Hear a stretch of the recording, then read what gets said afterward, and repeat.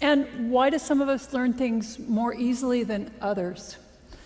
So, as I was mentioned, I'm Dr. Lara Boyd. I'm a brain researcher here at the University of British Columbia, and these are the questions that fascinate me. So brain research is one of the great frontiers in the understanding of human physiology, and also in the consideration of what makes us who we are.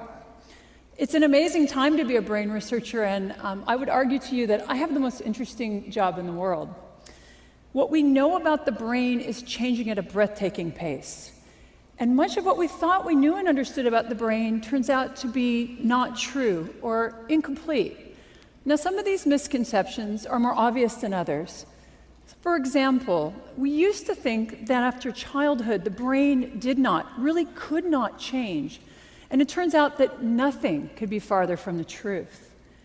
Another misconception about the brain is that you only use parts of it at any given time, and it's silent when you do nothing. Well, this is also untrue. It turns out that even when you're at rest and thinking of nothing, your brain is highly active. So it's been advances in technology, such as MRI, has allowed us to make these and many other important discoveries. And perhaps the most exciting, the most interesting and transformative of these discoveries is that every time you learn a new fact or skill, you change your brain. It's something we call neuroplasticity. So as little as 25 years ago, we thought that after about puberty, the only changes that took place in the brain were negative. The loss of brain cells with aging, the result of damage, like a stroke. And then studies began to show remarkable amounts of reorganization in the adult brain. And the ensuing research has shown us that all of our behaviors change our brain, that these changes are not limited by age. It's good news, right? And in fact, they're taking place all the time. And very importantly, brain reorganization helps to support recovery after you damage your brain. The key to each of these changes is neuroplasticity. So what does it look like? So your brain can change in three very basic ways to support learning. And the first is chemical. So your brain actually functions by transferring chemical signals between brain cells, what we call neurons, and these trigger a series of actions and reactions. So to support learning, your brain can increase the amount or the concentrations of these chemical signaling that's taking place between neurons. Now, because this kind of change can happen very rapidly, this supports short-term memory, or the short-term improvement in the performance of a motor skill. The second way that the brain can change to support learning is by altering its structure. So during learning, the brain can change the connections between neurons. Now here, the physical structure of the brain is actually changing, so this takes a bit more time. These types of changes are related to long-term memory, the long-term improvement in a motor skill. Now, these processes, they interact, and let me give you an example of how. So we've all tried to learn a new motor skill, maybe playing the piano, maybe learning to juggle. And you've had the experience of getting better and better within a single session of practice and thinking, I've got it. And then maybe you've returned the next day and all those improvements from the day before, they're lost. What happened? Well, in the short term, your brain was able to increase the chemical signaling between your neurons. But for some reason, those changes did not induce the structural change that are necessary to support long-term memory. Remember that long-term memories take time, and what you see in the short term does not reflect learning.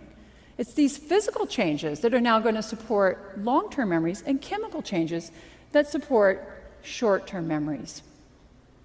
Structural changes also can lead to integrated networks of brain regions that function together to support learning. And they can also lead to certain brain regions that are important for very specific behaviors to change their structure or to enlarge. And so here's some examples of that. So people who read Braille, they have larger hand sensory areas in their brain than those of us who don't. Your dominant hand motor region, which is on the left side of your brain if you're right-handed, is larger than the other side. And research shows that London taxi cab drivers who actually have to memorize a map of London to get their taxi cab license, they have larger brain regions devoted to spatial or mapping memories. Now, the last way that your brain can change to support learning is by altering its function. As you use a brain region, it becomes more and more excitable and easy to use again.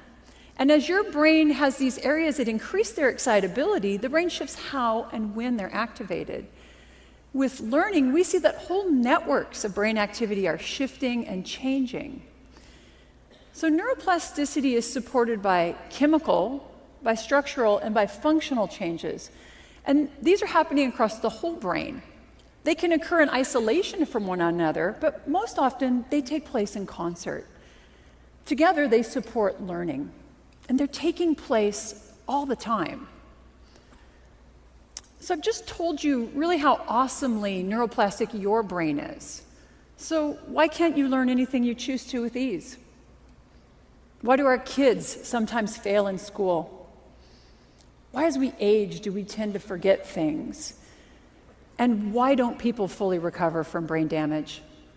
That is, what is it that limits and facilitates neuroplasticity? And so this is what I study. I study it specifically how it relates to recovery from stroke. So recently, stroke dropped from being the third leading cause of death in the United States to be the fourth leading cause of death. Great news, right? Well, it actually turns out that the numbers of people having a stroke has not declined. We're just better at keeping people alive after a severe stroke. It turns out to be very difficult to help the brain recover from stroke. And frankly, we have failed to develop effective rehabilitation interventions. The net result of this is that stroke is the leading cause of long-term disability in adults in the world. Individuals with stroke are younger and tending to live longer with that disability. And research from my group actually shows that the health-related quality of life of Canadians with stroke has declined. So clearly, we need to be better at helping people recover from stroke. And this is an enormous societal problem, and it's one that we're not solving. So what can be done? One thing is absolutely clear. The best driver of neuroplastic change in your brain is your behavior. The problem is that the dose of behavior, the dose of practice that's required to learn new and relearn old motor skills, it's very large. And how to effectively deliver these large doses of practice is a very difficult problem. It's also a very expensive problem. So the approach that my research has taken is to develop therapies that prime or that prepare the brain to learn. And these have included brain stimulation, exercise, and robotics. But through my research, I've realized that a major limitation to the development of therapies that speed recovery from stroke is that patterns of neuroplasticity are highly variable from person to person. Now, as a researcher, variability used to drive me crazy. It makes it very difficult to use statistics to test your data and your ideas. And because of this, medical intervention studies are specifically designed to minimize variability. But in my research, it's becoming really clear that the most important, the most informative data that we collect is showing this variability. So by studying the brain after stroke, we've learned a lot, and I think these lessons are very valuable in other areas. So the first lesson is that the primary driver of change in your brain is your behavior. So there's no neuroplasticity drug you can take. Nothing is more effective than practice at helping you learn. And the bottom line is, you have to do the work. And in fact, my research has shown that increased difficulty, increased struggle, if you will, during practice actually leads to both more learning and greater structural change in the brain. The problem here is that neuroplasticity can work both ways. It can be positive. You learn something new and you refined a motor skill. It also can be negative, though. You forgot something you once knew. You become addicted to drugs. Maybe you have chronic pain. So your brain is tremendously plastic, and it's being shaped both structurally and functionally by everything you do, but also by everything that you don't do. The second lesson we've learned about the brain is that there is no one-size-fits-all approach to learning. So there's no recipe for learning. Consider the popular belief that it takes 10,000 hours of practice to learn and to master a new motor skill. Now, I can assure you it is not quite that simple. For some of us, it's going to take a lot more practice, and for others, it may take far less.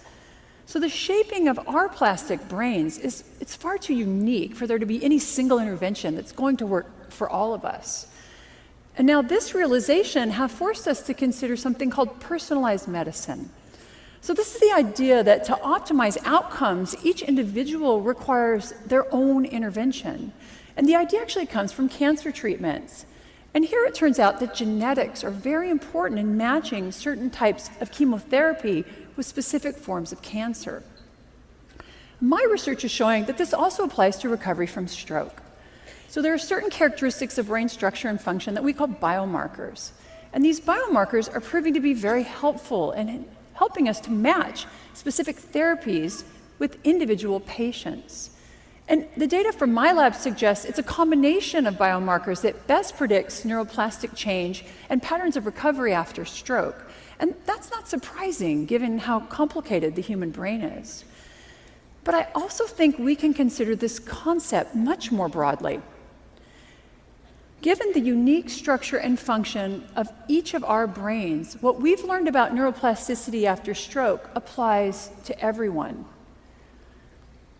Behaviors that you employ in your everyday life are important. Each of them is changing your brain. And I believe we have to consider not just personalized medicine, but personalized learning. The uniqueness of your brain will affect you, both as a learner and also as a teacher. And now this idea helps us to understand why some children can thrive in traditional education settings and others don't. Why some of us can learn languages easily, and yet others can pick up any sport and excel. So when you leave this room today, your brain will not be the same as when you entered this morning. And I think that's pretty amazing. But each of you is going to have changed your brain differently. Understanding these differences, these individual patterns, this variability and change, is going to enable the next great advance in neuroscience. It's going to allow us to develop new and more effective interventions and allow for matches between learners and teachers and patients and interventions. And this does not just apply to recovery from stroke.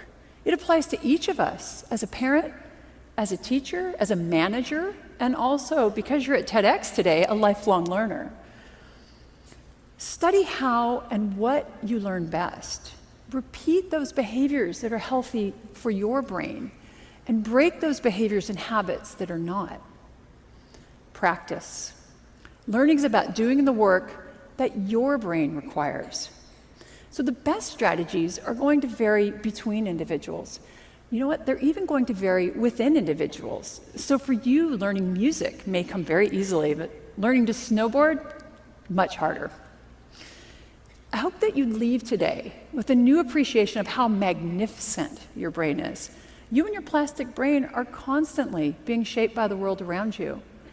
Understand that everything you do, everything you encounter, and everything you experience is changing your brain.